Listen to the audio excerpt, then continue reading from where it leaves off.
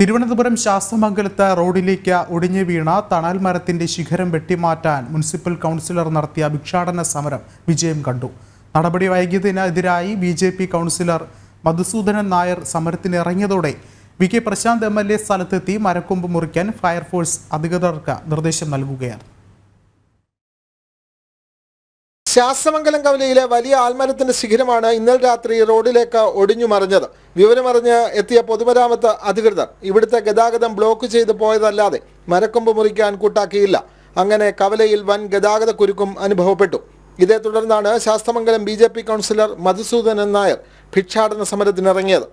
ഞാൻ വിചാരിച്ചെന്താണ്, നാട്ടുകാരിൽ നിന്നും ഈ തോർത്ത് വിരിച്ച് ഇവിടെ ഇരുന്ന് പണം പിരിച്ച് മരം മുറിച്ചുകൊണ്ട് ഈ ഒരു ദുർഘടാവസ്ഥയിൽ നിന്ന് നാട്ടുകാരെ സംരക്ഷിക്കാനായിട്ടുള്ള ഒരു നടപടിയുമായിട്ട് മുന്നോട്ട് പോവുകയാണ്.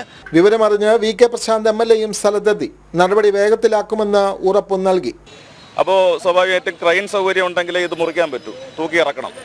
അപ്പോൾ അതിനാവശ്യമായിട്ടുള്ള സംവിധാനം KRFB എന്നുള്ള നിലയിൽ ഞാനും തന്നെ അവരെ ബന്ധപ്പെട്ടു. അവർ അതിൻ്റെ ക്രെയിൻ ഓപ്പറേറ്ററെ വിളിക്കാൻ വേണ്ടി പോയിട്ടുണ്ട്. ഉടൻ തന്നെ അവർ സ്ഥലത്തെത്തും. അങ്ങനെ ഫയർഫോഴ്സിന്റെ സഹായത്തോടെ ഉച്ചയോടെ ഒടിഞ്ഞ മരക്കൊമ്പ് മുറിച്ചു മാറ്റി പ്രശ്നം പരിഹരിച്ചു. ഇതിനായി പിരിച്ചെടുത്ത പണം അനാഥാലയത്തിന് കൈമാറുമെന്ന് അറിയിച്ച് കൗൺസിലറും സമരം അവസാനിപ്പിച്ചു. ജനം, തിരുവനന്തപുരം.